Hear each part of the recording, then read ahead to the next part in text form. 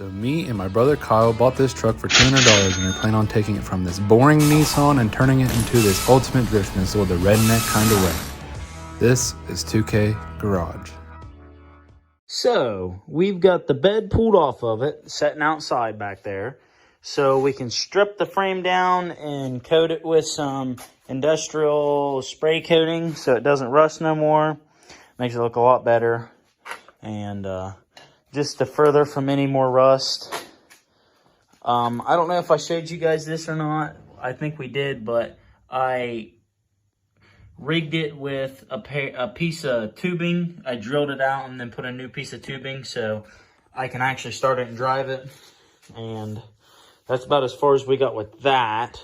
I did get the new pump, but I'm going to wait until we turbo the truck to put the new pump on, because that fuel tank's dirty, got still fuel in it, and I don't want to put that brand new pump in that thing if I fixed it. So that's the plans with all that.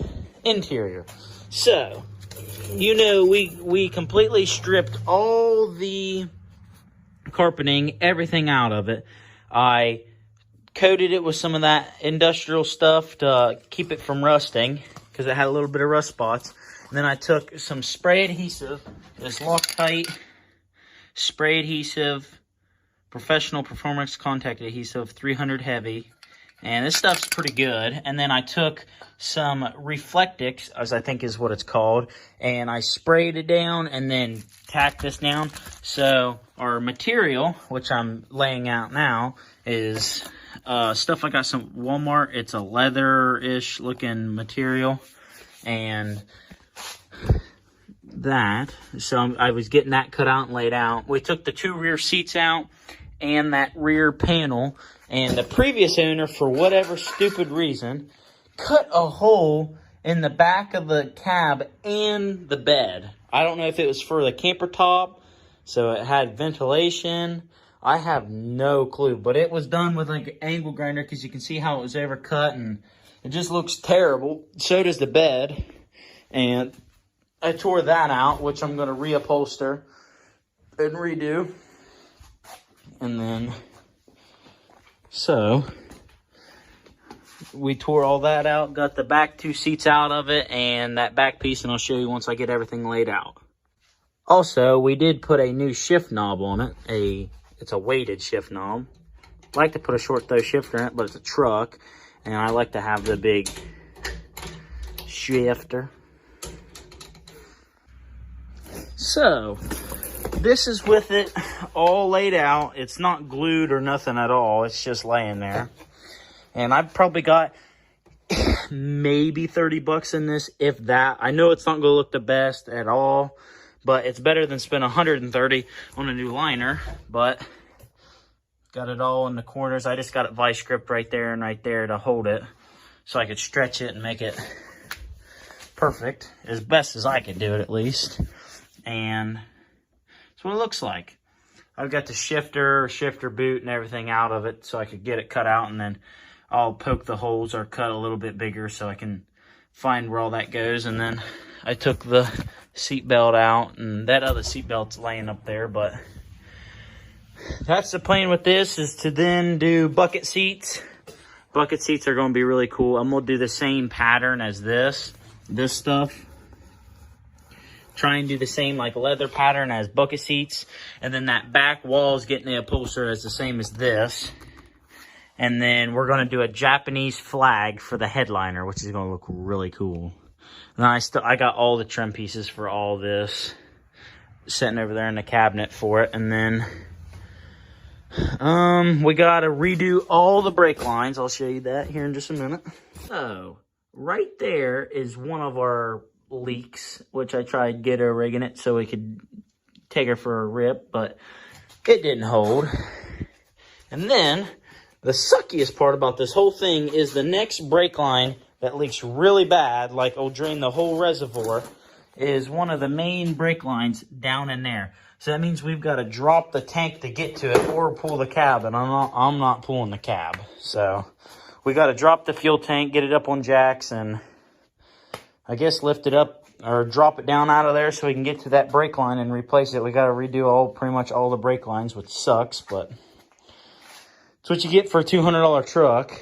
And this is going to be that back piece that I got laid out here. And that's what'll be upholstered for the rear of it. Let me get it laid out and show you. There's with it all laid out and tucked in. It's not perfect, but just to show you all what that back piece will look like, pulled tight. And that'll go in the back there, right across that after I patch that gigantic hole. But other than that, that's it for pretty much this. All I got to do is cut the hose out, put my shifter boot and everything back in, and gonna be good to go. Issue we got with this truck is this O2 sensor is stuck, which I'm gonna try and pry. I cut it straight off, and the muffler or the exhaust is right there. We gotta make an exhaust for it or do something with it because it's stupid loud. But I'm gonna try and get this O2 sensor out. I soaked it with a bunch of penetrating oil and see if it'll come out of there. I don't know. It's pretty stuck. So after rigging up something, I put the longest breaker bar I could through the pipe, held it down with my foot, and torqued on as hard as I could, and it did indeed come loose, which I am so proud of. I cannot believe it came loose. I didn't think that was going to come out of there.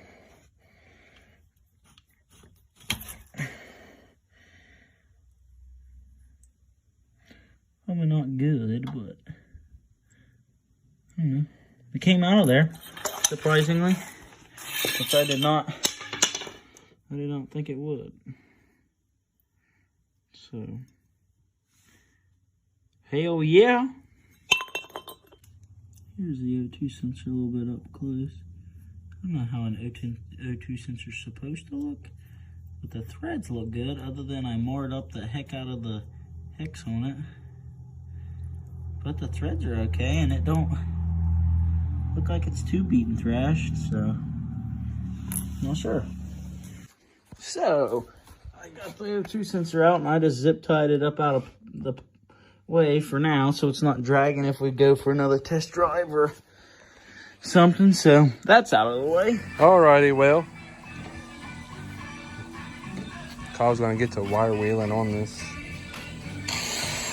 rusty bed.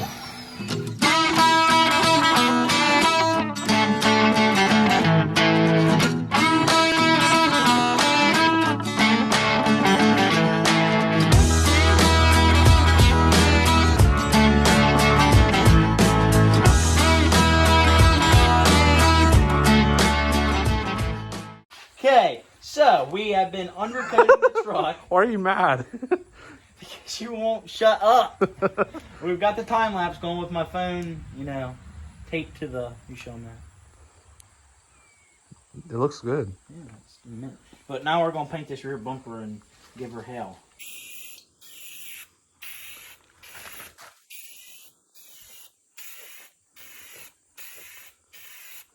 Get that ball. Oh, yeah.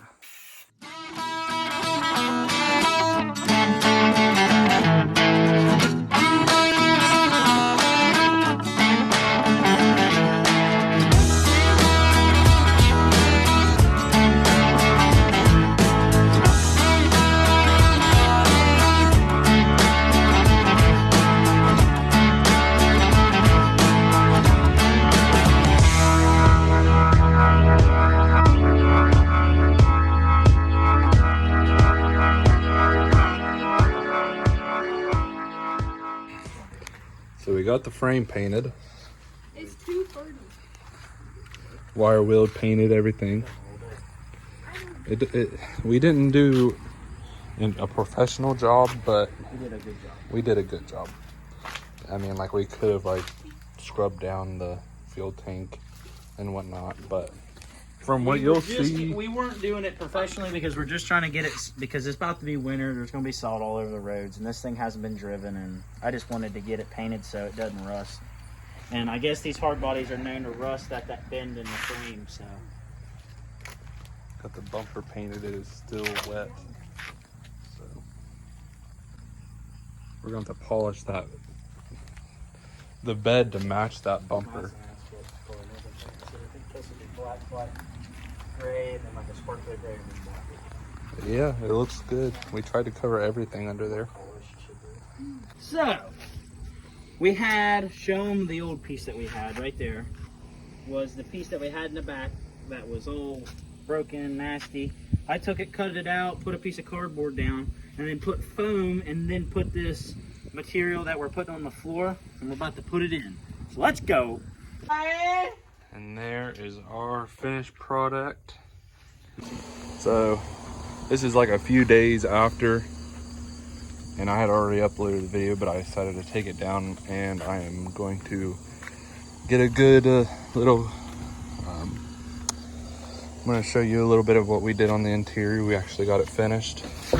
We didn't really get the chance to record, so yeah, like I said, it's been a few days, so it is a little bit dirty.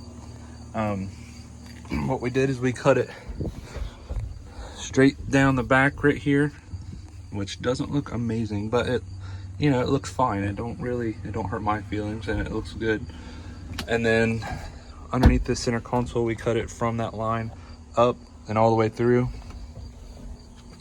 And then we took a spare piece of carpet because, well, the original problem was that whenever you laid down that giant sheet that we hadn't cut yet, it didn't reach all the way out, and on both sides, so we had to cut it to move it.